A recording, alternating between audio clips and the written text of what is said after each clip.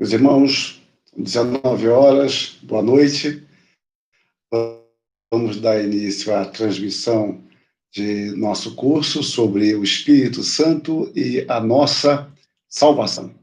Hoje nós vamos dar prosseguimento na série de número 10. Né? Nós numeramos, deixamos o título geral e vamos numerando, porque eu acho que fica mais fácil para vocês localizarem.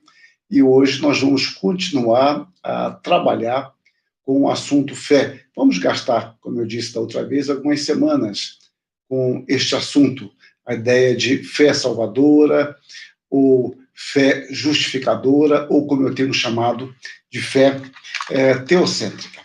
Antes de começar o nosso estudo, vamos fazer uma oração pedindo a direção de Deus. Nosso Deus, nós te agradecemos pelo novo ano que se inicia. Temos apenas uma semana, Senhor Deus.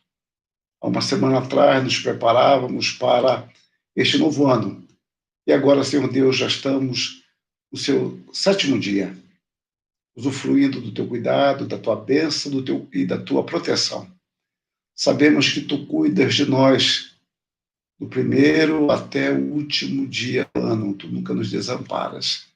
Pedimos, Senhor Deus, que tu fortaleças a nossa fé neste novo ano, que para muitos representa ansiedade, insegurança, muitas dúvidas.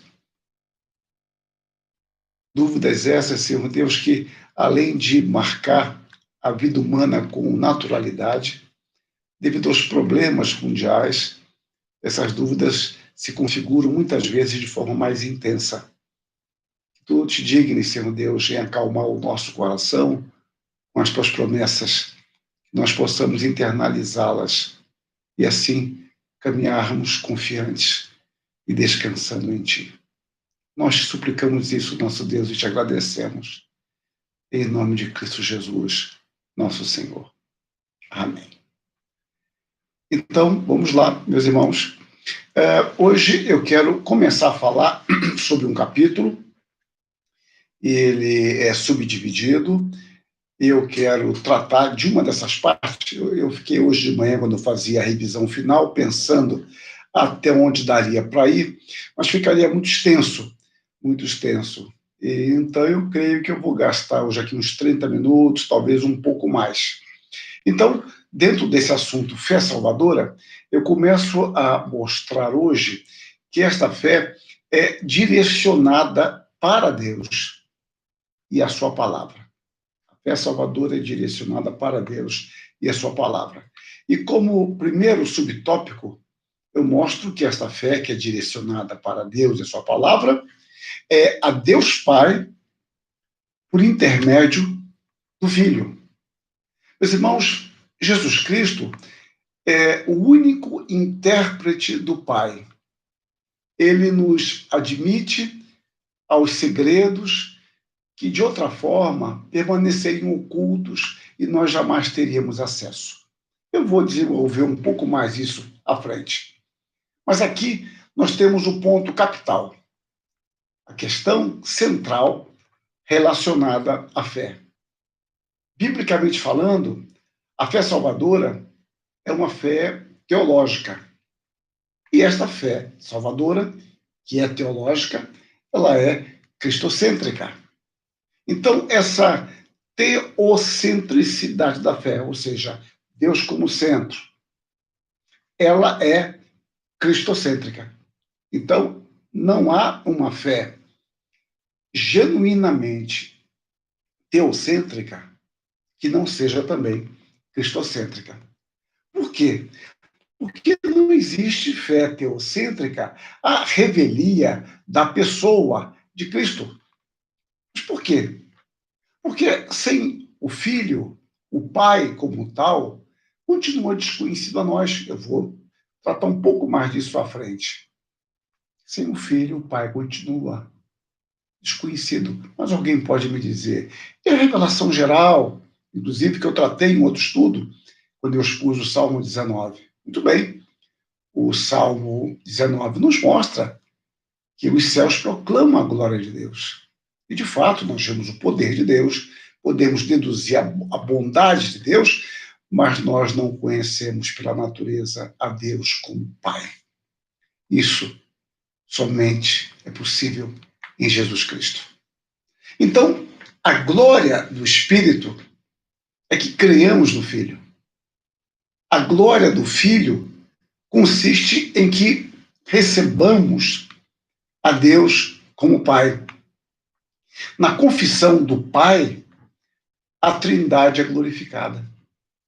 Então, observe que há uma harmonia, uma organicidade trinitária a favor do seu povo, nos conduzindo de volta ao Deus onde unicamente há vida. Uma das grandes virtudes da fé é a demonstração de nossa pequenez diante da majestade de Deus. Não de um Deus distante, mas daquele em quem cremos, nos relacionamos e que nos socorre por sua misericórdia. A fé, como temos visto, não é uma virtude humana. Antes, já vimos, ela é resultado da graça que nos faz confiar e descansar em Cristo. Portanto, a questão primeira não está na intensidade de nossa fé, antes, naquele que cremos. É o Senhor Jesus Cristo, em sua majestade, quem confere sentido à nossa fé e nos ajuda em nossa, por vezes, incredulidade prática. A fé faz parte essencial do Evangelho. O Evangelho reivindica a fé. No entanto, essa não é uma fé qualquer. Esta fé deve repousar unicamente em Cristo como nosso Salvador. É o que lemos lá entre tantos e tantos textos, e eu vou daqui a pouco citar vários textos. Nós podemos ver de início em João 3,16, que Deus amou o mundo de tal maneira para que todo aquele que nele crê não pereça, mas tenha a vida eterna. Calvino captou bem isso ao escrever: a fé, pois, conduz a Deus um homem vazio, para que o mesmo seja plenificado com as bênçãos de Cristo. Uma figura que é muito comumente usada é a figura da mão vazia, né? A fé como uma mão vazia estendida para Deus. Agora, é claro que é Deus mesmo quem me capacita a estender esta mão em direção a Deus. A fé depositada em Jesus Cristo nos permite manter firmes em meio a tempestades que podem assolar a nossa vida, não nos permitindo vagar perigosamente em nossa volátil fé ao sabor das circunstâncias. E também essa fé depositada em Cristo positivamente. Ela nos conduz a uma dimensão clara e correta daquele em quem cremos. Deste modo, podemos dizer que uma fé teocêntrica envolve algumas compreensões provenientes das Escrituras. Eu quero destacar apenas duas e mostrar diversos textos bíblicos. O primeiro ponto que eu destaco aqui é que crer no Pai significa crer no Filho. É a mesma coisa. Ninguém pode alegar, eu já mencionei, falei que iria desenvolver mais à frente, ninguém pode alegar crer no Pai sem crer no Filho. Em João 5,24, nós lemos: em verdade eu vos digo, quem ouve a minha palavra e crê naquele que me enviou tem a vida eterna, não entra em juízo, mas passou da morte para a vida. Quem ouve a minha palavra e crê naquele que me enviou. Repare, ouvir a palavra está relacionada a crer naquele que o enviou. Em Marcos 11, 22, encontramos Jesus Cristo dizendo: tende fé em Deus. Tende fé em Deus. Jesus Cristo aponta para Deus. Em Atos 20, 21, quando Paulo fala aos presbíteros de Éfeso, em Mileto, ele relata o seu ministério e diz que ali passou aqueles 3 anos testificando tanto a judeus como a gregos o arrependimento para com Deus e a fé em nosso Senhor Jesus Cristo. Reparem, a fé em nosso Senhor Jesus Cristo. Em Marcos, como vimos, Jesus diz: tende fé em Deus. Vamos avançar mais em Romanos. Romanos capítulo 3, versos 22 e 26. Justiça de Deus, mediante a fé em Jesus Cristo, para todos e sobre todos os que creem, porque não há distinção, tendo em vista a manifestação da sua justiça no tempo presente para ele mesmo, se refere a Jesus Cristo, ele mesmo, ser justo e o justificador daquele que tem fé em Jesus. Reparem, a justiça de Deus em Cristo é o caminho para a nossa justificação.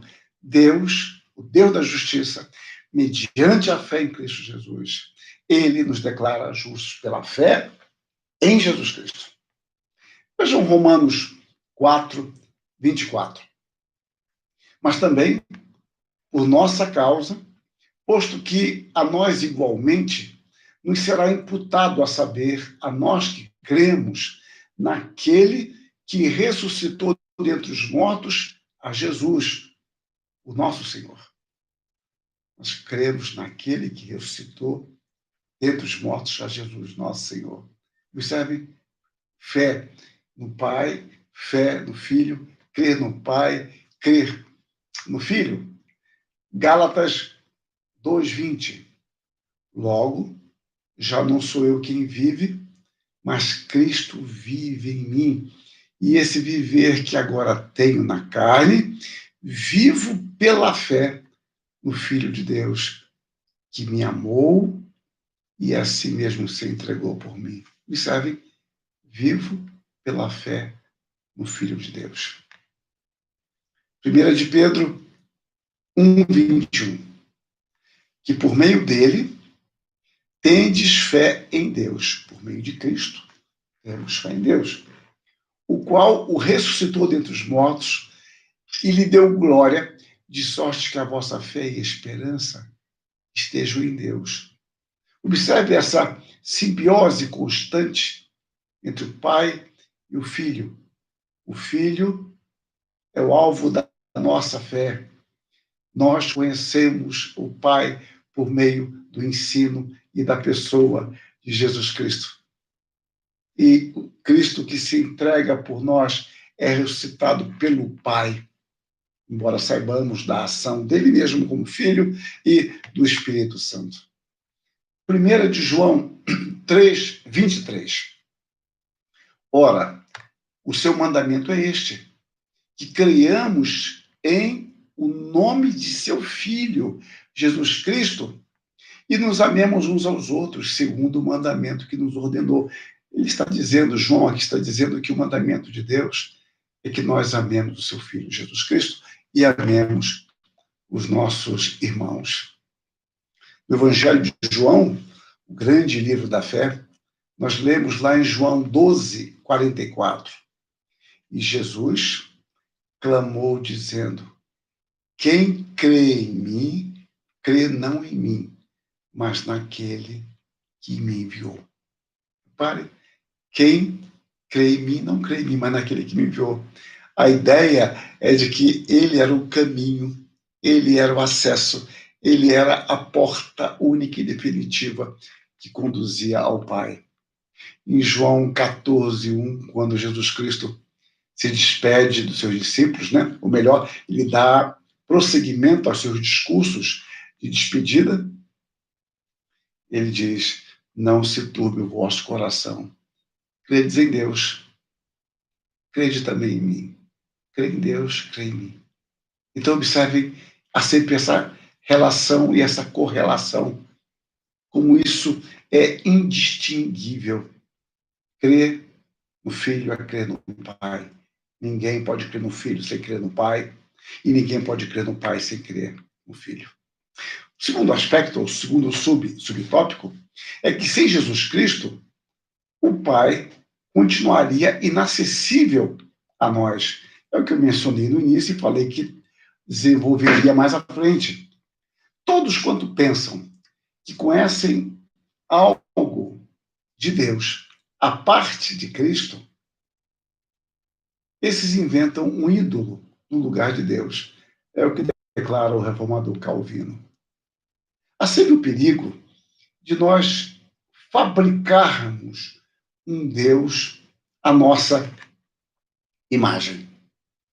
Nós construirmos de acordo com os nossos desejos e com aquilo que nós julgamos ser o mais importante, ou que nós consideramos, vamos dizer assim, o aspecto preponderante para aquelas circunstâncias. E é por isso que os nossos deuses, se é que podemos falar assim, eles assumem caracteres diferentes para nós e para o próximo. Para mim é misericórdia, para o outro é justo. Ah, Deus é amor, Deus é perdão, mas Deus é ira. Então a tendência nossa é ir moldando a Deus, de acordo com a nossa tendência. Isso é um costume muito comum entre os pagãos e nós mesmos cristãos, ainda que com mais sofisticação, tendemos a fazer isso. Então, a nossa imaginação usando mais uma vez a expressão de Calvino, é uma perpétua fábrica de ídolos. Então, se nós queremos conhecer o Pai, temos que conhecer a Cristo. E sem Cristo, o Pai continuaria inacessível. Vamos lá em Lucas 10, 22. Tudo me foi entregue por meu Pai. Ninguém sabe quem é o Filho, senão o Pai. E também ninguém sabe quem é o Pai, senão o Filho. E aquele a quem o Filho quiser revelar. Reparem, que circuito fechado, magnífico e perfeito, ao qual nós temos acesso, porque o Pai revela o Filho e o Filho revela o Pai. Vejam João 14, versos 6 e 7. Respondeu-lhes Jesus: Eu sou o caminho e a verdade e a vida. Ninguém vem ao Pai senão por mim. Ninguém tem acesso ao Pai senão por Jesus Cristo. E ele continua: se vós me tivesseis conhecido, conheceríeis também a meu Pai. Desde agora o conheceis e o tendes visto. Desde agora como? A partir do ensino, da vida, do ministério de Cristo. Paulo, mais à frente, resume isto, texto muito conhecido, 1 Timóteo 2, 5. Porquanto Deus, só mediador entre Deus e os homens, Cristo Jesus, homem, um só mediador, não há outro. Abaixo do céu, não há nenhum outro nome dado entre os homens, pelo qual importa que sejamos salvos. É o que lemos lá em Atos 4. Por isso, uma fé supostamente depositada no Pai, sem aceitação do Filho como Senhor e Salvador, não é a genuína fé bíblica. Não venha alguém nos dizer que crê no Deus, numa força todo-poderosa, um grande arquiteto do universo, um mentor, uma energia bondosa, amorosa, mas que não crê em Cristo.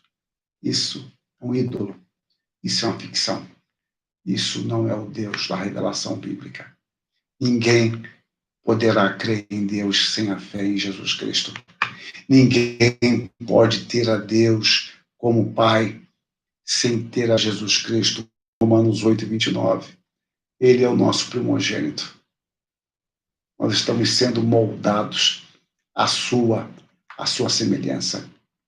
O John Owen, dos maiores puritanos do século XVII, ele escreveu: o objetivo final de nossa fé é Deus mesmo, mas vemos a sua glória através de Cristo, o qual é o caminho divinamente designado para revelar a glória de Deus.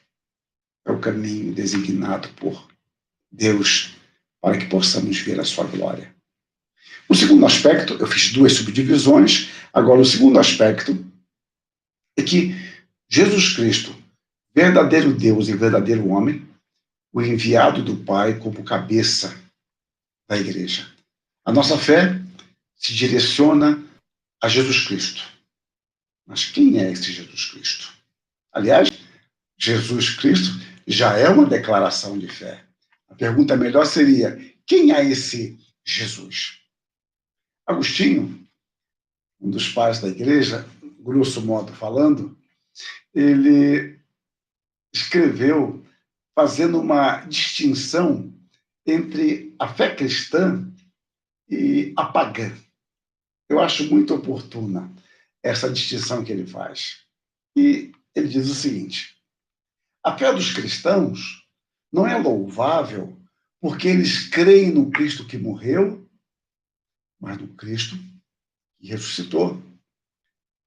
Pois também o pagão acredita que ele morreu e te acusa como de um crime teres acreditado no morto. Tens, portanto, de louvável? Teres acreditado que Cristo ressuscitou e esperar que hás de ressuscitar por Cristo? Nisto consiste uma fé louvável. Se confessares com a tua boca que Jesus é Senhor e creres em teu coração que Deus o ressuscitou dentre os mortos, serás salvo. Romanos 10, 9. Esta é a fé dos cristãos. É muito sábia a observação de Agostinho. Crer num Jesus morto, bom, basta alguém ter visto aquele homem morrer. Desculpe-me. Basta ter presenciado aquilo ou saber informações sobre aquilo e pronto. Mas nós cremos num Cristo ressuscitado, aquele que ressuscitou dentre os mortos. Então, a nossa fé, ela está contida em Cristo.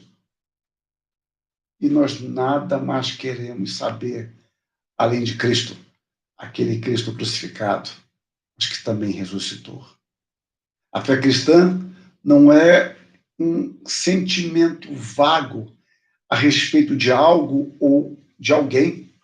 Antes, é resultado de um genuíno conhecimento de quem é Jesus Cristo. Ele é o Senhor.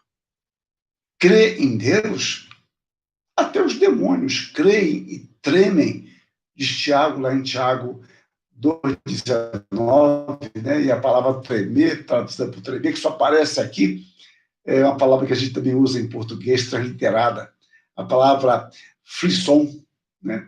Quer dizer, os demônios creem e têm um frisson, tremem diante de Deus.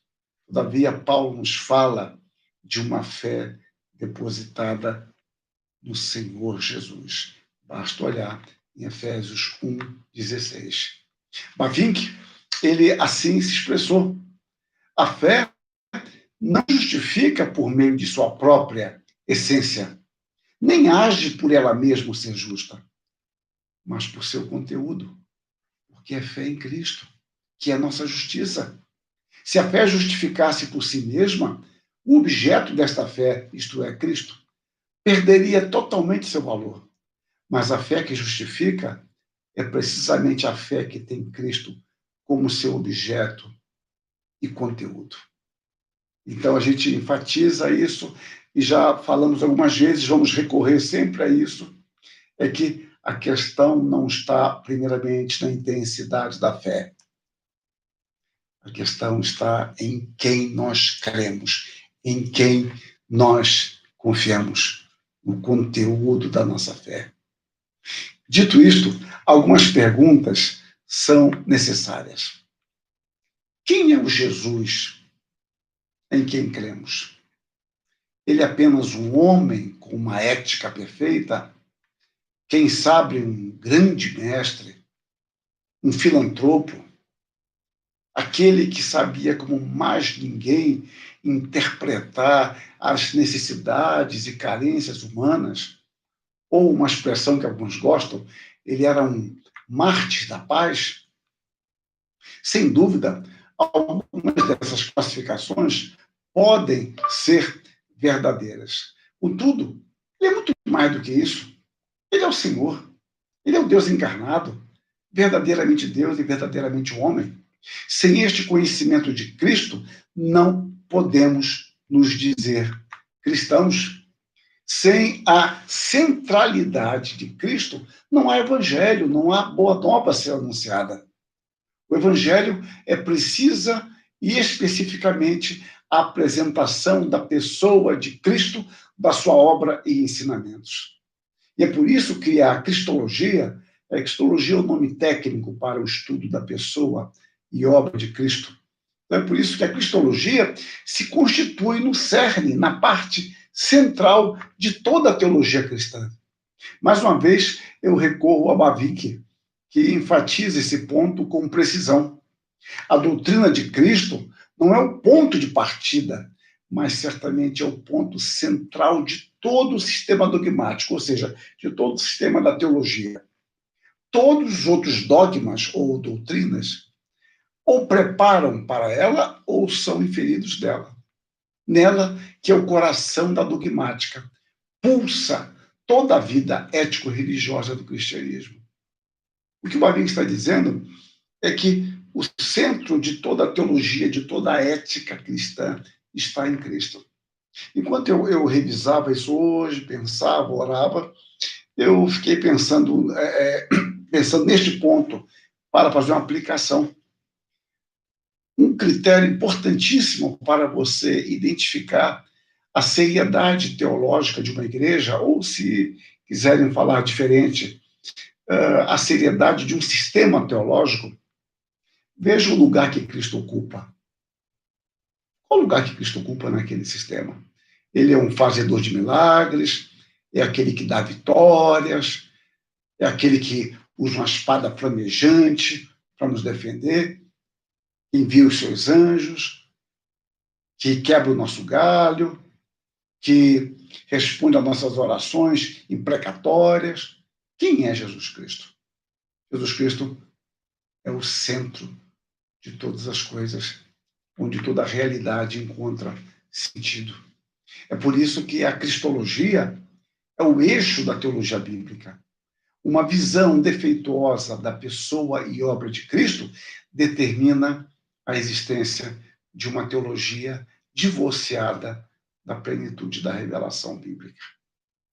Uma visão defeituosa de quem é Cristo, da amplitude da sua revelação. Isso nos conduz a uma teologia fragilizada, equivocada, por não compreender o centro de toda a teologia, o pulsar de toda a vida cristã. Então, a consciência desse fato deve nortear o nosso trabalho, o nosso labor cristológico e também servir como referência e ponto de partida teológico. Nós só podemos falar de Cristo Salvador se ele, de fato, for como é o Deus encarnado. Pensar em Cristo Salvador sem ele ser Deus encarnado é o mesmo equívoco que alguns judeus cometeram, de pensar que ele seria um libertador político que os livraria das mãos dos romanos. A nossa redenção não foi levada a efeito pelo Logos divino, mas também ela não foi levada a efeito pelo Jesus humano. Quem realizou a nossa redenção é Jesus Cristo, Deus e homem. Não é Jesus, não é o Cristo Deus que nos salva, nem é o Jesus homem. Essa distinção que eu faço apenas didática aqui, porque na realidade Em Cristo nós temos o Deus encarnado. Então, essa distinção ela é totalmente estranha às Escrituras. Nós somos salvos por Jesus Cristo, perfeitamente Deus, perfeitamente homem. Nós não somos Senhor do Cristo. Antes, nós somos seus servos. Por isso, não pretendamos, não tenhamos a pretensão de apresentá-lo com cores da moda. Às vezes nós achamos que Cristo está ali como uma massa de modelar e eu moldo de acordo com os meus interesses, com as supostas expectativas do homem contemporâneo, e eu pinto com determinadas cores, bem ao gosto moderno. Então não tenhamos esta pretensão de apresentá-lo com as cores da moda, com tons pastéis tão saborosos em determinadas épocas. A teologia, ela é serva da Escritura. Somente assim ela poderá ser relevante à Igreja e a toda a humanidade na apresentação do Cristo, conforme é nos dado a conhecer nas Escrituras. A singularidade do cristianismo repousa fundamentalmente na singularidade da pessoa de Cristo, o Deus encarnado. Parece-nos oportuno lembrar a advertência de Calvino.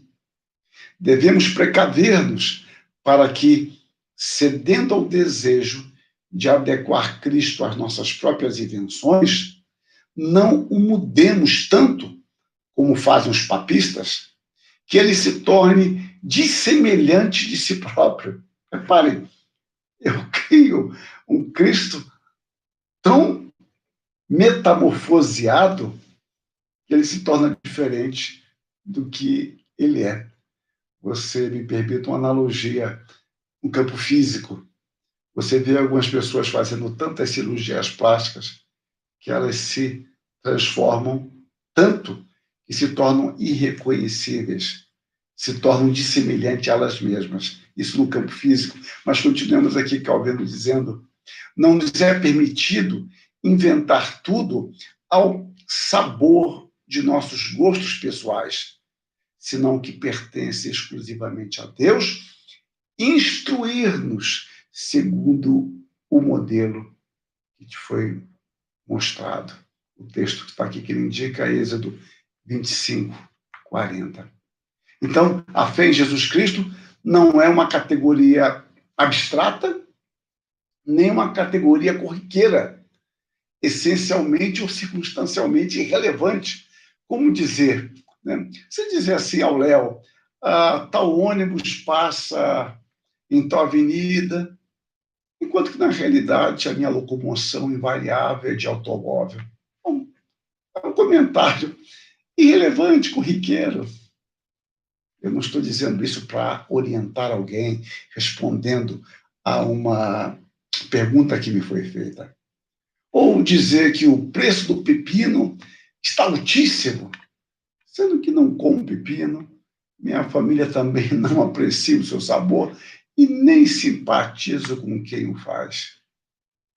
Coisas corriqueiras.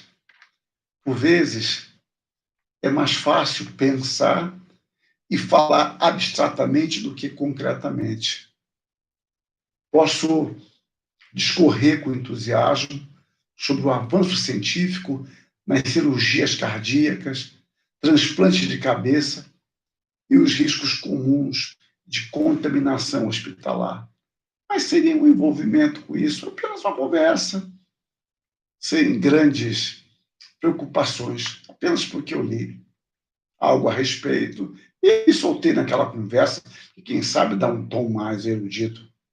Agora, certamente, meu discurso será mais intenso e com uma gama maior de emotividade se me referir ao complexo exame de sangue que farei amanhã, correndo o risco de perder muito sangue por meio de uma seringa enorme, diante de um técnico laboratorial que tem uma fixação insaciável por sangue.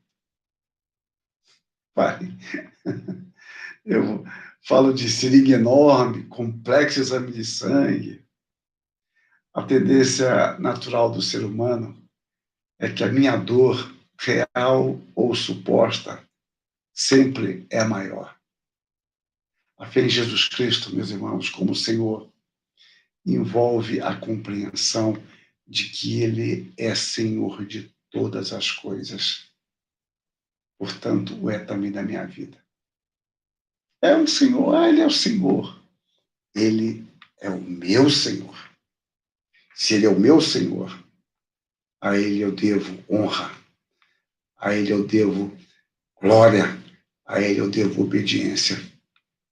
Falar do senhorio de Cristo significa não apenas tratar um tanto vagamente sobre o mundo ou sobre a igreja, mas também que Ele é o meu Senhor. Isso faz toda a diferença. Você pode falar de Cristo desta forma, ou apenas como uma proposição teológica admirável, que você aprecia, que você aprendeu, mas termina numa proposição teológica. Se isso terminar apenas numa proposição teológica, a sua declaração de fé certamente não é uma fé salvadora. Recordem lá os elementos da fé. Não é apenas algo intelectual, mas é algo que envolve tudo isso. E ele se torna o meu Senhor. Nós continuaremos a falar sobre isso, sobre essa fé em Cristo, na próxima aula, se Deus assim nos permitir. Vamos orar. Nosso Deus, nós te agradecemos pelo estudo da tua palavra. Pedimos que tu nos dê discernimento para entender cada vez mais a tua palavra. E, ao mesmo tempo, Senhor Deus, sermos conduzidos a Cristo. E que tu mesmo fortaleças a nossa fé em Cristo. E que Ele, o nosso Senhor, em nome de quem oramos, não seja apenas uma premissa teológica, algo abstrato e distante, ou algo, quem sabe, corriqueiro, mas que seja o nosso Senhor, o Senhor do nosso pensar, do nosso agir, do nosso fazer. Dá-nos uma fé viva, dá-nos discernimento. No nome dele, do nosso Senhor, em quem cremos e vivemos, que oramos. Amém. Bom, deixa eu ver se há alguma pergunta aqui. Bom, muito bem. Não, eu creio que não há nenhuma pergunta. Meus irmãos, espero ter sido compreendido, no que, obviamente, for bíblico, eu espero ter sido bíblico, senão que Deus elimine isso e fixe apenas na palavra de Deus. Tenham um bom resto de semana, que Deus os guarde, e semana que vem, quinta-feira, estaremos juntos, se Deus assim permitir. Um abraço a todos.